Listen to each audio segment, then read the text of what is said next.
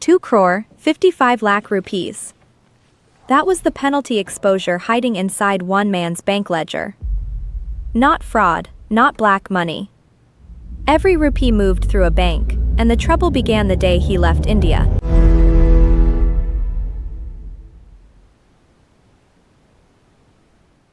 Welcome to the NRI ledger. Tonight, one client file. Call him Arun, not a real person, but a composite built from real enforcement patterns. Every identifying detail invented, the mistakes, real.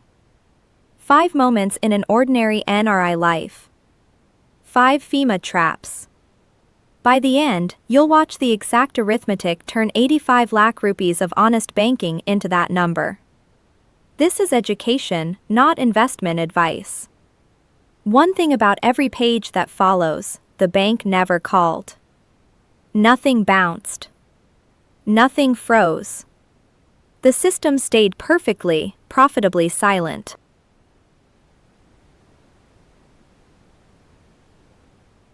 Arun opened his savings account at 19, a college account in Chennai, the one his first salary landed in. In January 2011, aged 27, he boarded a one-way flight to Dubai. He packed everything that mattered, and never once thought about the account. Why would he? It was just there. The default. Somewhere over the Arabian Sea, that default quietly changed its legal meaning. Under FEMA, you can become a person resident outside India the very day you leave to take up a job abroad. It turns on intention, not on counting days. No waiting period. No warning letter. You've heard of the 182-day rule. That test belongs to income tax, a different law entirely. FEMA doesn't count days. And the two statuses routinely diverge. FEMA's deposit rules are blunt. The moment you become a non-resident, a resident savings account must be redesignated as an NRO account. Immediately. There is no grace period. And your bank is not obliged to catch it. The account keeps working. The law quietly makes that your problem, not theirs. So the first line of this file earns its true color. Entry 1, savings account, held as a resident. Status, non-compliant, from day 1 in Dubai. Arun didn't fix it because nothing looked broken. And therefore every month that followed wrote a fresh violation into the file.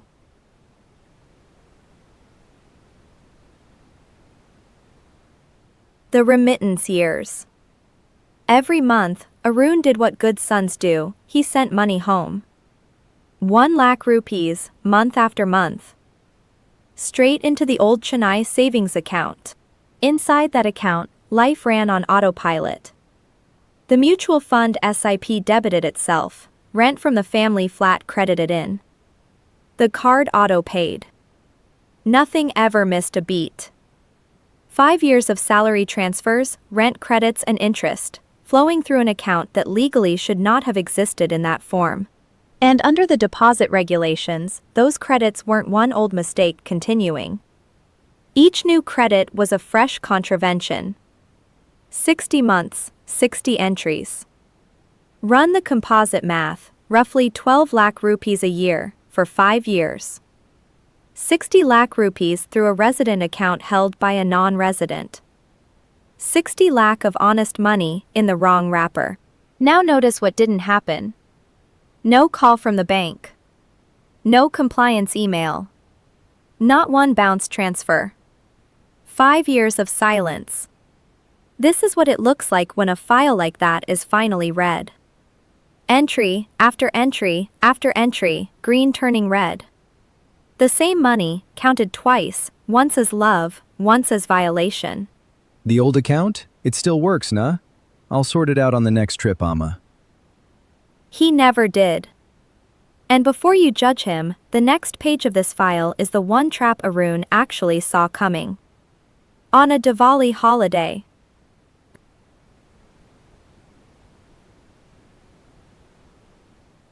Diwali, 2016.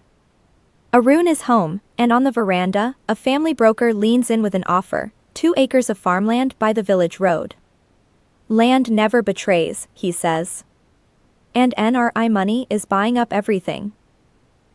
I can inherit farmland from Appa anyway. How can it be illegal to simply buy some? That sentence is the trap.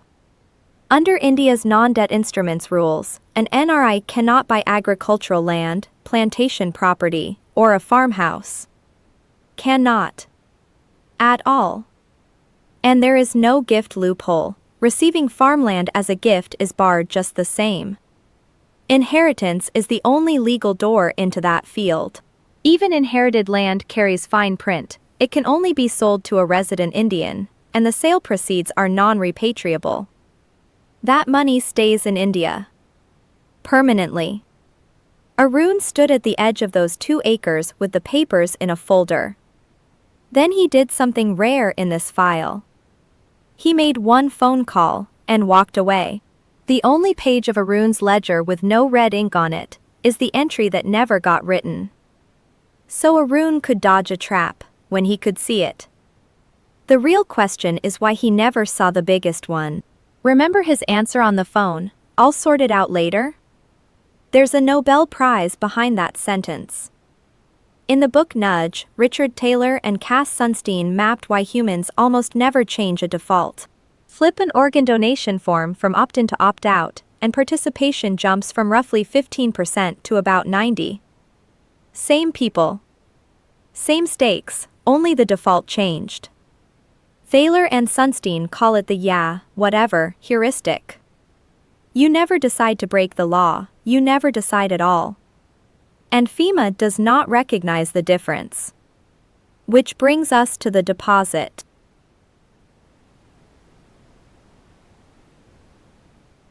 One year before leaving India, Arun had parked a bonus, a 15 lakh rupee fixed deposit, set to auto-renew, statements posted to his parents' address.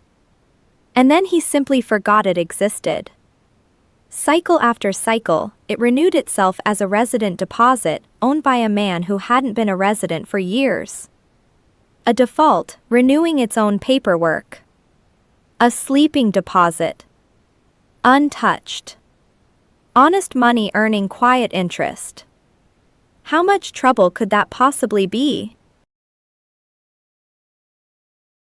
Section 13 of FEMA, a contravention can draw a penalty of up to 3 times the sum involved. Or up to 2 lakh rupees where the amount can't be quantified. And that is not the frightening part. Where a violation continues, FEMA runs a meter, up to 5,000 rupees more for every single day it keeps going.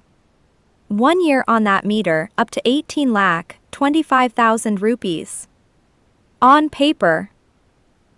Because a continuing contravention isn't judged on the day you made the mistake. In law, every sunrise, the deposit stays wrongly designated is another day of the offense. So, while Arun built a life abroad, a meter ticked inside a steel cupboard in Chennai. Not on any screen, not in any letter, only in the law. There is a way to stop that meter, a legal price list for coming clean. It's on the last page of this file. Because first, Arun came home.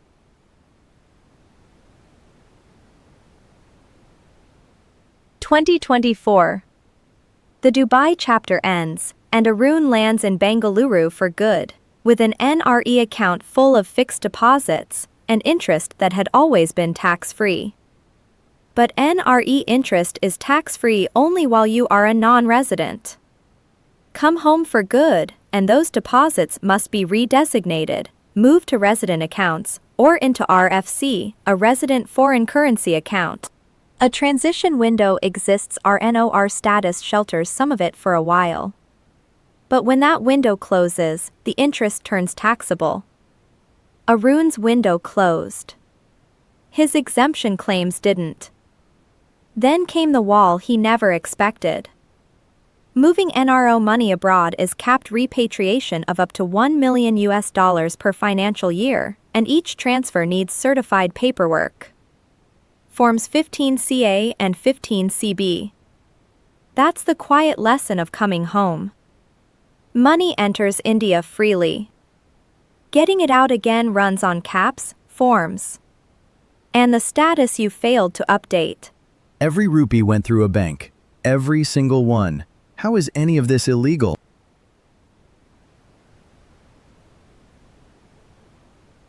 Here is FEMA's answer, and the final trap. FEMA has no statute of limitation. None. A 15-year-old account mistake is exactly as penalizable today as the day it was made. Time doesn't heal FEMA mistakes. Time multiplies the days on the meter. Time is the prosecution's best witness. Total the red column. 60 lakh through the wrong account. 15 in a forgotten deposit. 10 in wrongly exempt interest. 85 lakh times 3 under section 13. 2 crore, 55 lakh rupees. The number we opened with. That is the theoretical ceiling written into the law, not a bill. What actually happens next is the last page of this file. It's called compounding, a formal confession with a price list, under the 2024 compounding rules. Application fee, 10,000 rupees plus GST. You admit the contravention, pay what's ordered, the matter closes. Here's the mercy the law never advertises. In one published compounding case, an NRE to savings transfer, the same family of mistake, the whole matter settled for about 1,13,000 rupees. But leniency is discretion, not a right. And one hard rule, repeat the same contravention within 3 years, and it cannot be compounded again. The correcting entries. 1. Redesignate accounts the month your status changes, both directions. 2. Route money only through NRO and NRE. 3. Never buy, or accept as gift, agricultural land. 4. Hunt down every deposit from your resident years, and redesignate what you find. 5. Compound old sins early, with professional help. Confession has a price list. Denial has a meter. None of what Arun did was fraud. It was the yeah, whatever, heuristic, with a penalty clause attached. And remember, Arun is a composite, the rules, the numbers, the silence? Those are real.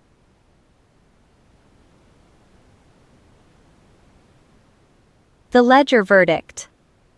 This week, give it 1 hour. List every Indian account, deposit and property you hold, and ask one question of each. Does its status match my status today? Wherever the answer is no, sit with a qualified professional and regularize it before the file gets read for you. Under FEMA, the reader always comes. This is education, not investment advice. Every rule in this episode is sourced in the description. Next on the ledger, 1 property sale, 2 notices, the NRI who sold, and the buyer who trusted him. If this file reminded you of an old account, subscribe. The next one opens with you in the room.